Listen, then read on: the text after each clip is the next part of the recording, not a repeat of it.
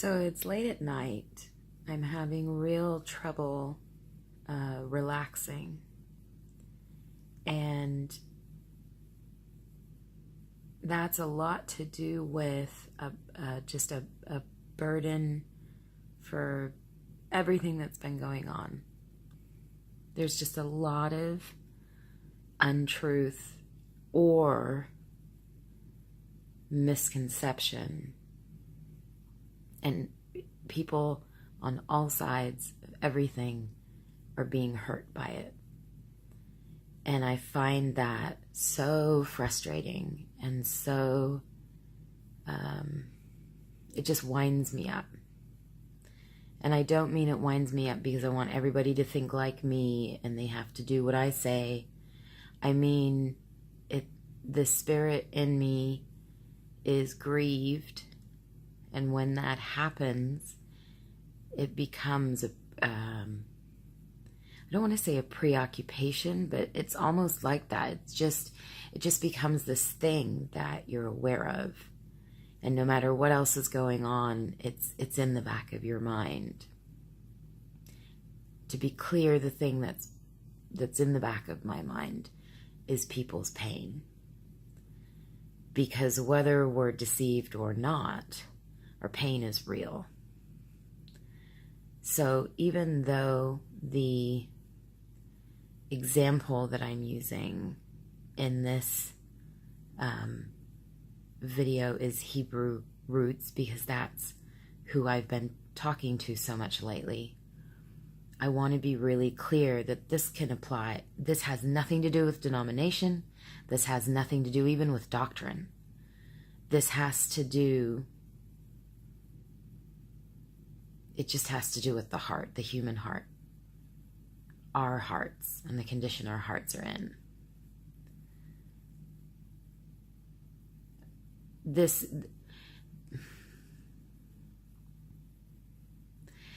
I was in a conversation with somebody in the comments. I think it was my video. It might have been somebody else's. I'm not sure. And they were angry with me talking about being under the new covenant rather than the old.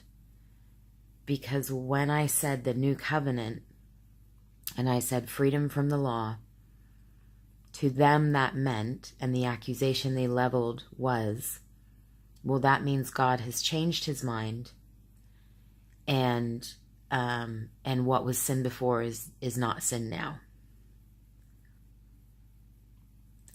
And it just clanged like a bell that they don't actually understand what makes something sin. They understand a legal definition of it. They understand how they would define it, using Bible verses. But they don't understand the heart of it. They don't understand God's heart in it. And the heart is the whole point. And that's what they're not understanding. And like I said, this isn't just a Hebrew roots issue. This is why some people don't come to God at all. This is why a lot of people think Christians are judgmental. This is why a lot of people think they're saved when they're not. Because here's the thing. If you want to get theological about it, God created a law, put it in place thousands of years ago. If you get to the heart of it, if you drill down past words that are written down, past people even, if you just go to where God was with that, what you find is God needing to demonstrate to us where and how our hearts are wrong. That was what the law was designed to do. It was designed to show us where and how our hearts are destroying us.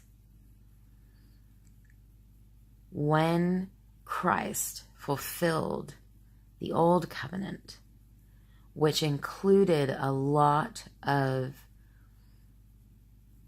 well, let's just call them laws because that's the word everybody's using, instructions.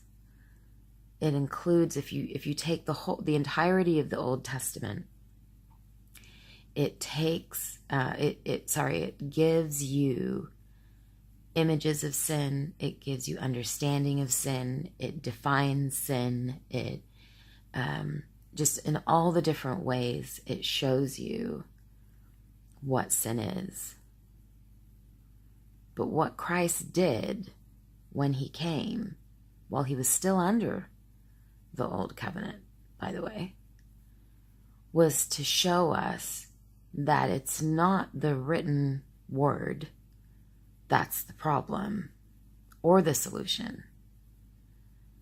The written word is just an explanation of the purpose of the law, which is to show us where our hearts are wrong.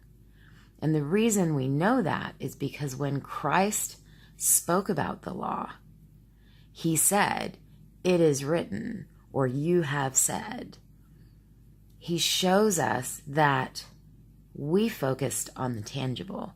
Human beings focused on rules and guidelines and trying to fit ourselves to those.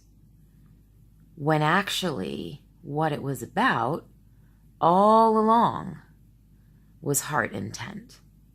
It was about motive. It was about desire. So Christ says, it's written, don't be an adulterer. Don't commit adultery. But I say to you, if you even look at a woman with lust, you've committed adultery in your heart. And I've been telling people for weeks now that the new covenant is not a removal and a making, less or lighter of sin. It's actually a deepening of the understanding of it. But it's finally clicked for me tonight that it's not even just a deepening of the understanding of it. It's getting to the bottom of it. The new covenant, what Christ was telling us, the way and all the different times that we're told, if you love me, you'll obey me. If you love me, you'll obey my commands. All of that, there is not a single stitch of that is about the actions we take or the words that we say. Not one. The whole purpose of any law, any instruction, any command God has ever given us was about showing us where our hearts are destructive. When he fulfilled the old covenant, not a single thing changed in terms of God's definition of sin. What changed was how we could understand it and how it would be communicated to us. There are countless references, not countless, but there's several references in the New Testament to the law being pale or weak or a reflection.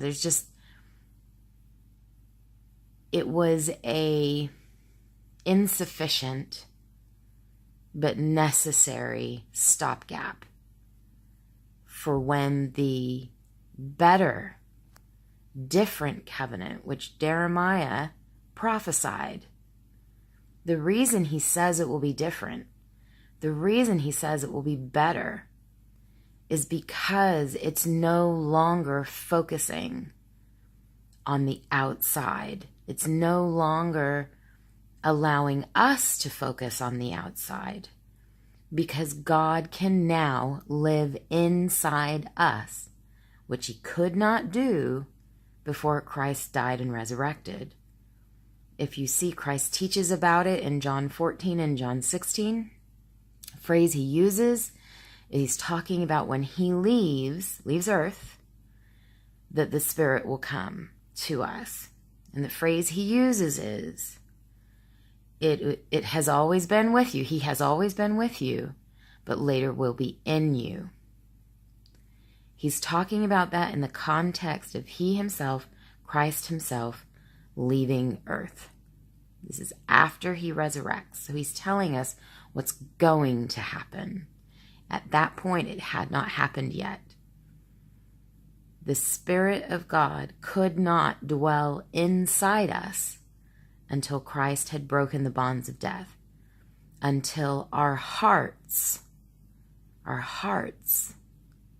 were no longer corrupted and enslaved to sin.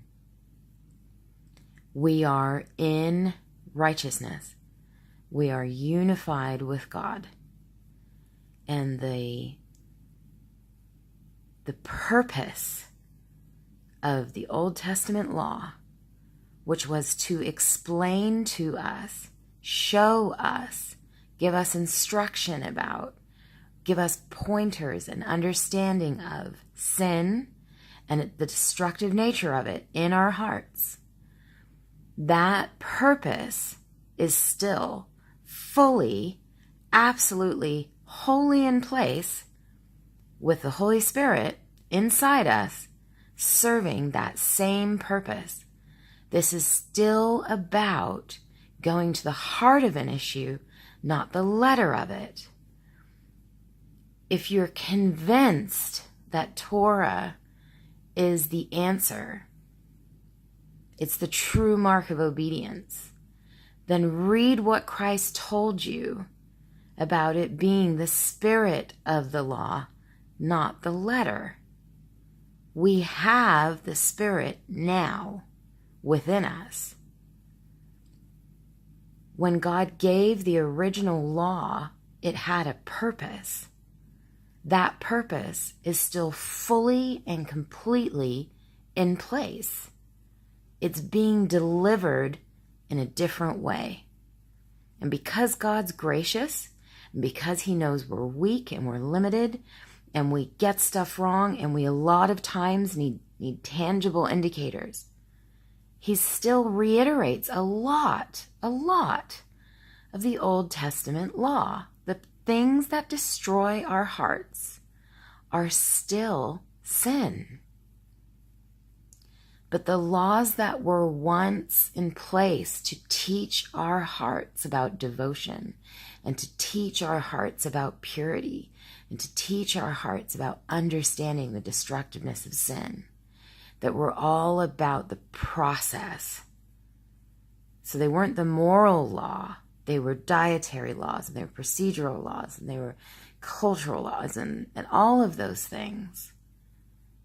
The purpose of those laws, the heart of those laws, is still absolutely 100% in place. But now we understand the spirit of it. Now we have the spirit of it.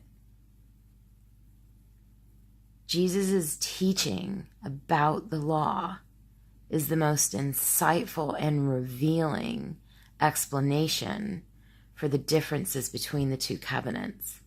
They serve the same purpose. They recognize the same problems.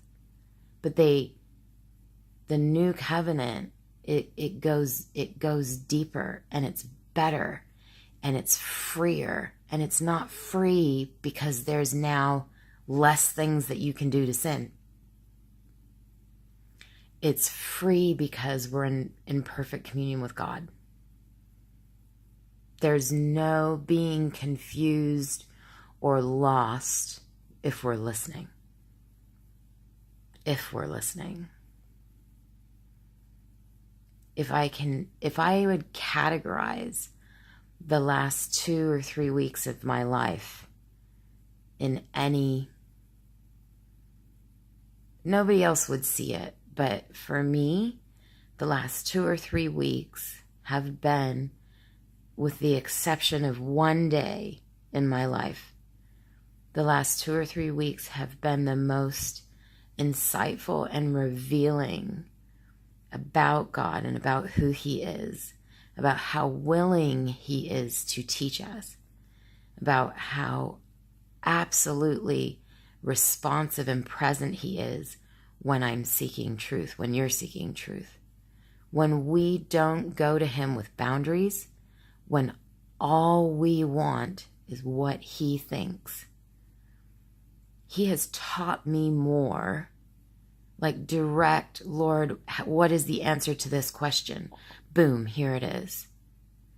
The Spirit has given me more understanding and more knowledge of who he is and how he works in the last 2 or 3 weeks than I think he has in all of my life. Not that I wasn't gaining understanding before, but there's been this active conversation going on with him, and it's made me realize how much time I have wasted in the past not asking God questions. Like, I do seek God. I always have. I do seek truth. I learned the hard way that his judgment is way better than mine. And I learned the right way not to set boundaries on him when I'm asking a question. But how much time I have given in the past to not asking God questions, to just being distracted or entertained or whatever. I'm having a conversation with the Creator, and he's teaching me. He's teaching me himself. That is the most humble, giving, generous thing. I can't believe I have a God capable of creating this entire universe who's also willing to have a conversation with me and teach me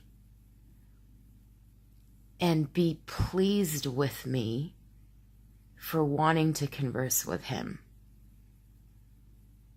I do not deserve that, but I love it so much. We have got to stop making this about who can read it better. We've got to stop making this about who understands God better. All of us do. What we need to be doing, all of us, is just sitting down and asking God to explain himself, and not putting boundaries on him, and not making assumptions about anything. God, you tell me what that means. You tell me what that verse means. Teach me. Because I think if there's one thing we do all agree on, is that the Holy Spirit's purpose is to teach us. I don't think anybody disagrees with that. Even if you think the Spirit's just a power, even if you don't think he's a person, he's here to teach us. And I don't think that we've been appreciating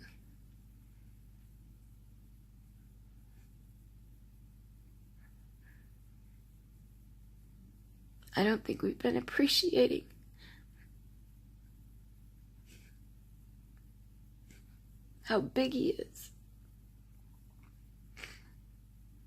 And we're sitting here upset about this person criticized me, or that person doesn't like me, or this person disagrees with me, or we're sitting here all caught up in our emotions about what somebody else is saying. And we have a Creator who will teach us. And we're too busy getting angry with each other, or frustrated, or discouraged. We're too busy doing all of those things to just ask him.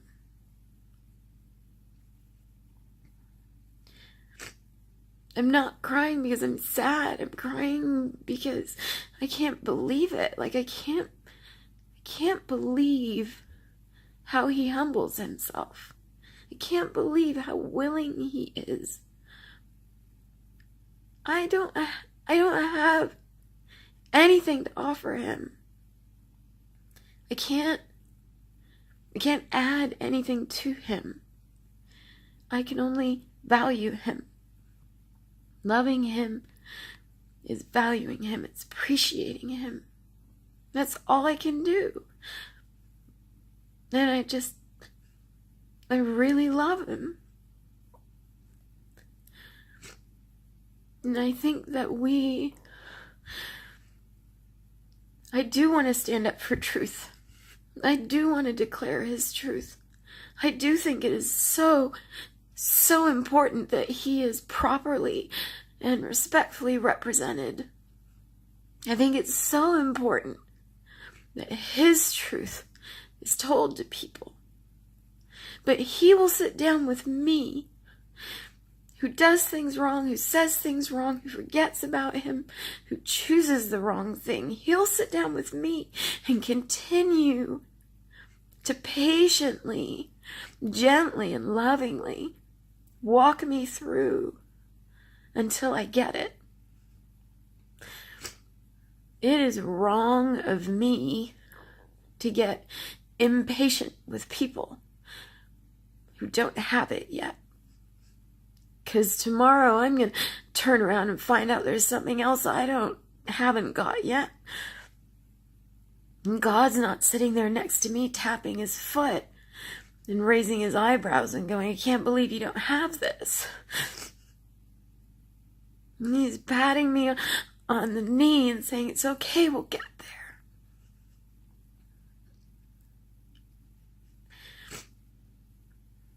We don't deserve him, but we've got him, and we should be celebrating that. And yes, it is important. We do need to stand up for truth, but when we do that, we need to do it with patience, and we need to do it with humility, and we need to do it with the generosity and the graciousness that he does it. It's not about me making you believe what I think is right. It's not about that. It's about what he thinks is right and getting to the heart of that. And this is totally embarrassing. I don't even know you. But I hope you'll believe me.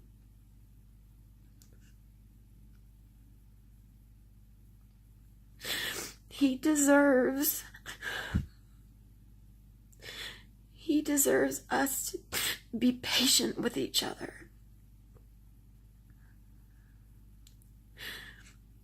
He deserves us even if we're in disagreement. Even if we think somebody needs to be rebuked. He deserves us to do that lovingly. To prove to the world that we can be different in this. We can disagree with gentleness. And we can stand up for truth without stabbing each other in the back.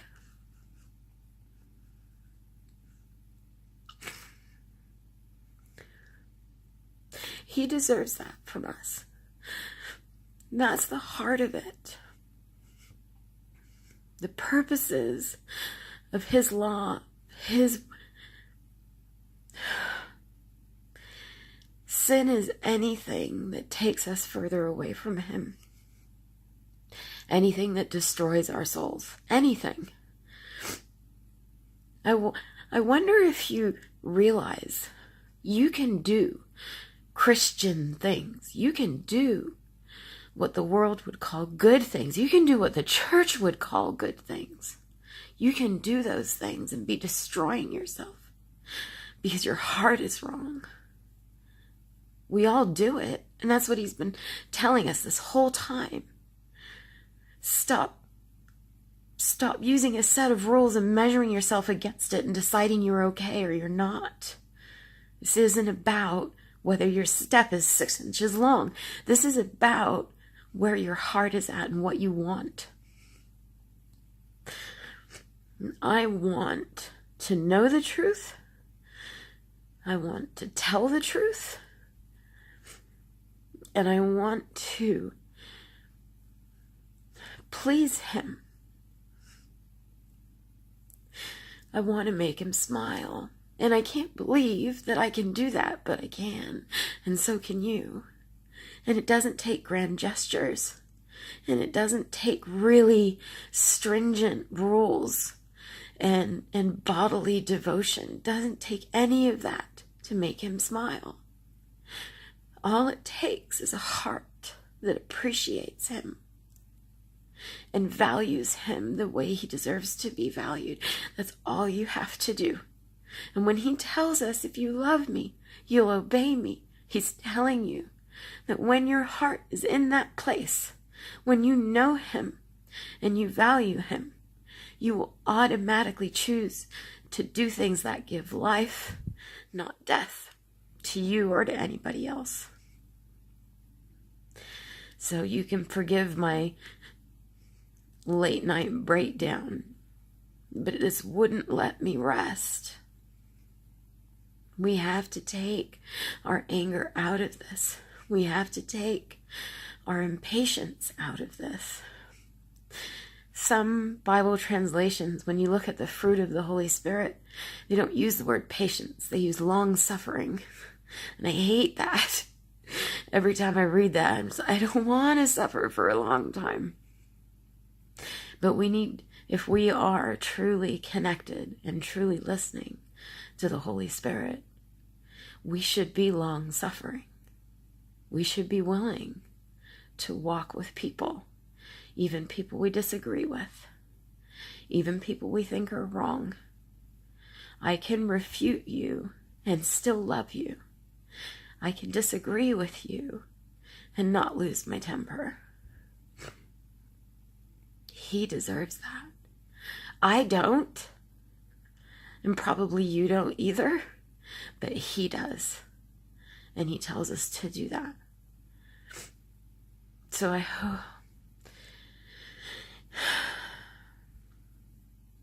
hope you guys, for him, will take some time today. And instead of trying to figure out how right you are and how wrong somebody else is, just be still and know that he is God. And have the humility he's got to sit down with people who don't get it yet and teach them. And if they're not willing to be taught, then just do what he does when we're unfaithful and sit alongside and care about what they're going through. Because we're all going through stuff. None of us is free of that. And even if we disagree, we can still love. And I think, honestly, I know that's the heart of the law. That's what Jesus said. He said, love me with your heart, mind, and soul, and love your neighbor like you love yourself. The 2 greatest commandments. And he said, it's all the law and the prophets. They're all summed up in that. If you love God with everything, and you love your neighbor as yourself, according to Christ, you are obeying the law. So, I'd really love to see everybody loving each other today. I'm going to try. I know at some point I'm going to fail, but I'm going to try. And I'm going to do it because he deserves it. And because that's the example that he sets. And I hope you will too. And I'll be praying that all of us get to the bottom of this.